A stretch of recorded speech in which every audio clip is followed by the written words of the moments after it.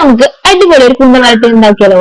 Come on guys. അതിനായി ഒരു മൺചട്ടിയിൽ വെളിച്ചെണ്ണ ഒഴിച്ച് ഇഞ്ചി, പച്ചമുളക്, വെളുത്തുള്ളി ഇട്ട് ഒന്ന് വഴറ്റിയ ശേഷം അതിലേക്ക് സവാള ഇട്ട് നന്നായി സോട്ട് ചെയ്യുക. അയ്യോ സോറി ഗൈസ്, ഞാനിതിൽ കറിവേപ്പില മറന്നു.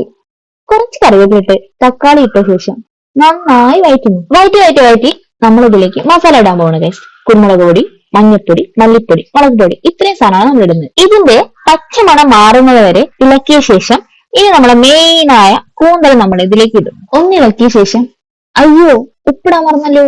ആവശ്യത്തിനുള്ള ഉപ്പിട്ട് ഒന്നിളക്കിയ ശേഷം വളരെ കുറച്ച് വെള്ളം ഇതിലേക്ക് ഒഴിച്ച് നന്നായി മിക്സ് ചെയ്തതിന് ശേഷം നമ്മളിത് ഒരു 10 മിനിറ്റ് അടച്ചു വേവിക്കാൻ വെക്കും. ഇനി നമുക്കിതൊന്ന് തുറന്നു നോക്കാം.